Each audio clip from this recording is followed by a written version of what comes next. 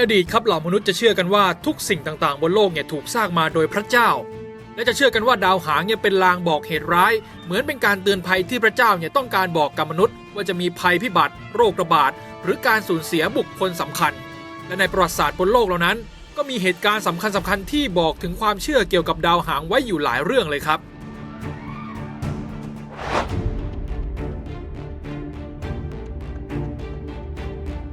ในอาณาจักรแอสเท็กที่อยู่ในทางตอนกลางของทวีปอเมริกามีเมืองหลวงชื่อเตนอสติลันซึ่งก็จะอยู่ฝั่งเดียวกับเม็กซิโกซิตี้ในปัจจุบันครับกษัตริย์มอนเตซูมาที่2ขึ้นครองเมืองในปีคศ1502มีกองทัพทหารที่องอาจใจกล้าเข้มแข็งทำสงครามขยายอาณาจักรไม่สิ้นสุดและในปีคศ1517มีดาวหางเข้ามาปรากฏตอนเที่ยงคืนและหายไปในตอนเช้ากษัตริย์มอนเตซูมาเชื่อว่าดาวหางเป็นลางร้ายผู้คนจะล้มตายจำนวนมากบอกถึงการล่มสลายของอาณาจักรความหวาดกลัวทำให้มอนเตซูมาถึงกับต้องหนีจากบัลลังก์ไปซ่อนตัวในถ้ำเลยมันเลยทำให้ในปีคศ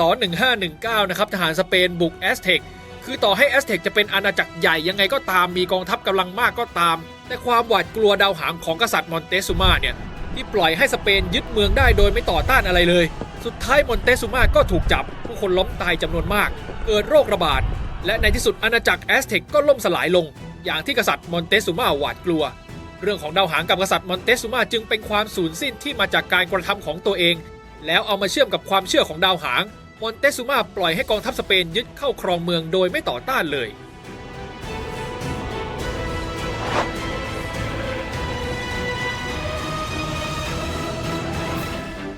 ย้อนไปในปีคศ54ครับเนโรได้ขึ้นเป็นกษัตริย์เนโรขึ้นครองบัลลังก์ขณะพระชนมายุเพียง16พรรษาโดยมีนักปรัชญาเซเนคาเป็นราชครูกับทหารองครักษ์เบอรุสที่เป็นที่ปรึกษาเกี่ยวกับการบริหารบ้านเมืองต่อมาในปีคศ60มีดาวหางสว่างเข้ามาปรากฏในท้องฟ้ายาวตั้งแต่เดือนสิงหาคมถึงธันวาคมนักประวัติศาสตร์โรมันเขาก็บันทึกไว้ว่าประชาชนทั่วไปเชื่อว่าการปรากฏของดาวหางมันหมายถึงการเปลี่ยนแผ่นดินและพากันเดาว่าใครจะเป็นผู้สืบบัลลังก์ต่อจากเนโรในครั้งนั้นครับเนโรสั่งเนรเทศและสังหารทหารทุกคนเพราะกลัวว่าจะเป็นอันตรายกับตัวเขาเองเซเนคานักปราชญ์ผู้เป็นราชครูต้องปลอบใจเนโรด้วยการเสนอแง่มุมใหม่ของดาวหางในทางฟิสิกส์ราชครูก็อธิบายว่าดาวหางไม่เกี่ยวกับพระเจ้าแต่อย่างใดและพยายามชี้เห็นความแตกต่างทางลักษณะกายภาพของดาวหางที่เข้ามาในยุคของกษัตริย์คลอเดียสกับดาวหางในยุคเนโรว่ามีทิศทางพุ่งบนท้องฟ้าแตกต่างกันแต่กษัตริย์เนโรก็ยังหวาดวิตกกลัวดาวหางจนถึงขั้นสั่งประหารแม่ของตนเองทั้งชายารวมทั้งญาติพี่น้องและเพื่อนฝูงทั้งหมดด้วยมาในปลายปีคศ64นะครับมีดาวหางสว่างอีกดวงหนึ่งเข้ามาปรากฏนักประวัติศาสตร์โรมันก็บันทึกไว้ว่าดาวหางดวงนี้ถูกสังเวยด้วยเลือดของเหล่านักปราชญ์แทนชีวิตของกษัตริย์เมื่อโหนหลวงเสนอว่าพระองค์สามารถหลุดพ้นจากความโกรธของพระเจ้าได้ถ้าพระองค์นั้นสังเวยชีวิตด้วยบุคคลที่มีชื่อเสียงในสังคมแทนเนโรจึงสั่งประหารขุนนางรวมทั้งนักปราชญ์ในวงสังคมชั้นสูงแม้แต่เซเนคาผู้เป็นราชครูเองต้องปลิดชีพตนเองหนีเพราะต้องหนีคำสั่งประหารของลูกศิษย์ตัวเองด้วยเช่นกันหลังจากนั้นมาเนโรก็มีพฤติกรรมหลายๆอย่างที่ไม่เป็นที่พอใจกับเหล่าสภาสูงและประชาชนสุดท้ายในปีคศ68สภาสูงจึงส่งคนมาจับกุมโค่นอำนาจจักรพรรดิเนโรจึงปลิดชีพตนเองในวันที่9มิถุนายนขณะอายุไม่ถึง31ปีและการที่พระองค์ไม่มีทายาทเลยทำให้ราชวงศ์ของเขาต้องสิ้นสุดลง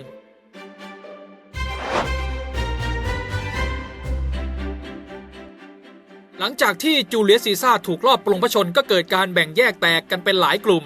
บุตรบุญธรรมของซีซ่าชื่อว่าออกตาเวียนหัวหน้าพรรคซีซาเรียนพยายามหาหนทางโน้มน้าวครองใจประชาชนด้วยกลอุบายต่างๆที่แยบยลในตอนนั้นครับมีดาวหางดวงสว่างเข้ามาปรากฏในท้องฟ้าตอนหัวค่ำนานถึง7วันออกตาเวียนผู้เป็นบุตรบุญธรรมของซีซ่าก็ประกาศทันทีเลยว่าดาวหางคือดวงวิญญาณของซีซ่าเดินทางสู่สวรรค์และผู้คนทั้งหลายยกย่องซีซ่าอยู่แล้วจึงยอมรับความคิดดังกล่าวได้โดยง่ายและบูชาซีซ่าดั่งเทพเจ้าออกตาเวียนก็ยังใช้เทคนิคอุบายอีกหลายอย่างเลยครับให้เชื่อมถึงตัวของซีซ่าให้ได้เช่นใส่ภาพดาวหางลงบนเหรียญเงินที่ประชาชนใช้กันบนเครื่องประดับต่างๆบนหมวกเหล็กและรูปปั้นของซีซ่าทุกแห่งนอกจากนั้นยังมีการแต่งบทเพลงบทกวีโดยพยายามโน้มน้าวจิตใจผู้คนให้คล้อยตามหลังจากนั้นไม่ถึง2ปีครับรัฐสภาก็ประกาศยกย่องให้ซีซ่าเป็นพระเจ้าองค์หนึ่ง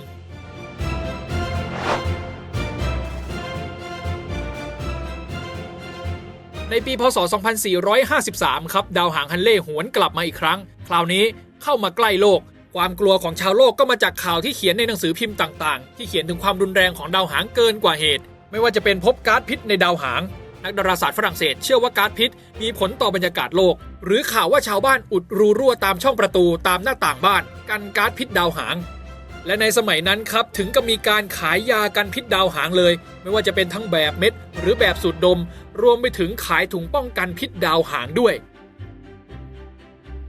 พระบาทสมเด็จพระมงกุฎเกล้าเจ้าอยู่หัวรัชกาลที่6ครับยังได้ย้อนกลับไปดูประวัติของการมาถึงของดาวหางดวงนี้ในช่วงเวลาก่อนๆด้วยนะครับแล้วก็พบว่าความเชื่อที่ว่าดาวหางจะส่งผลให้เกิดเรื่องร้ายแรงไม่ได้มีแค่ในเมืองไทยเท่านั้นแต่ทางยุโรปของเขาเองก็เชื่อกันด้วยเนื่องจากได้มีการสังเกตกันว่าเมื่อดาวหางฮันเล่เข้าใกล้โลกเมื่อใดก็จะเกิดเหตุการณ์ร้ายใหญ่ๆขึ้นเช่นเหตุการณ์กรุงคอนสแตนติโนเปิลแตกก็นับว่าประจวบเหมาะกับการมาถึงของดาวหางดวงนี้พอดีด้วยแนวคิดเช่นนี้เองครับจึงทำให้รัชกาลที่6เนี่ยได้เริ่มที่จะลองไล่เลียงเหตุการณ์ที่เกิดขึ้นในปีพ.ศ. 2453 หลังการมาถึงของดาวหางฮันเล่และเมื่อไล่เลียงออกมาแล้วก็พบว่ามีเหตุการณ์ต่างๆดังนี้ครับเหตุการณ์ในเมืองสยามก็คือ 1. วันที่22เมษายนเห็นดาวหางฮันเล่เป็นครั้งแรก 2. วันที่7พฤษภาคมเวลา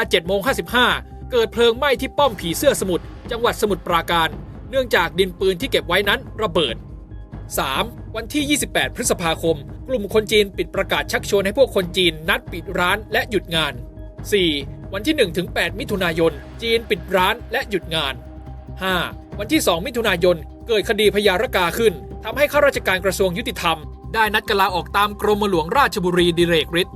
6. เมื่อวันที่ 8 มิถุนายนพระราชทานพระบรมราชวินิจฉัยในคดีพระยารกาและสั่งลงโทษพระเจ้าบรมวงศ์เธอกรมพระนราธิปประพันธ์พงศ์ให้ขังไว้ในพระบรมมหาราชวัง1 ปีฐานแต่งเรื่องหมิ่นประมาทกรมหลวงราชบุรีดิเรกฤทธิ์นอกจากนี้ยังให้ถอดพระยาไกรศรีหรือเทียมบุญนาคจากบรรดาศักดิ์เพราะเป็นหัวหน้ากลุ่มข้าราชการที่ลาออก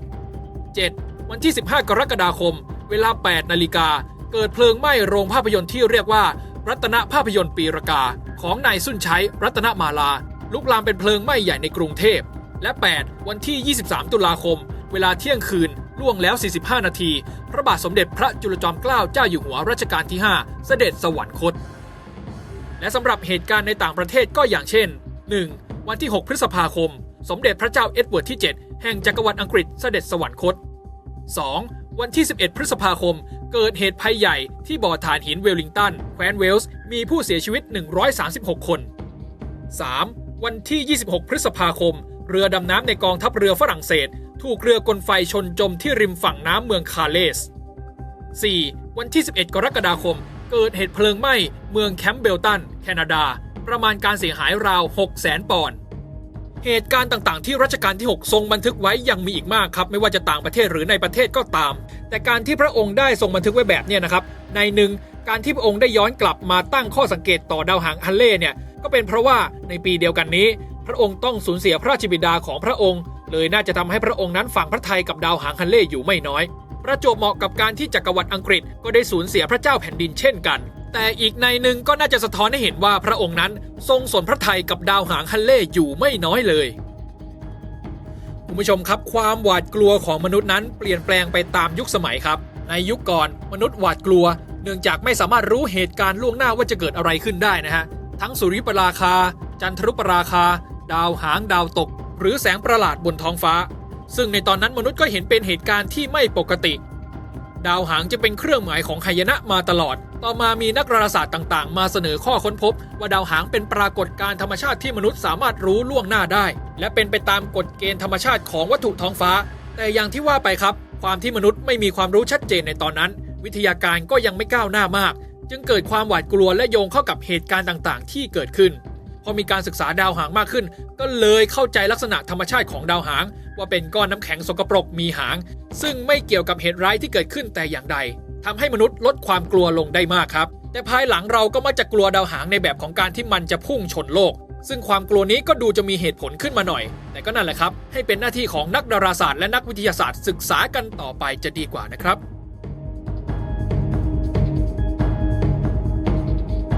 มาร่วมสนับสนุน Top News นำเสนอความจริงได้แล้ววันนี้เพียงกดปุ่ม Super Thanks แล้วเลือกจำนวนเงินตามที่ต้องการได้เลยครับขอบคุณครับ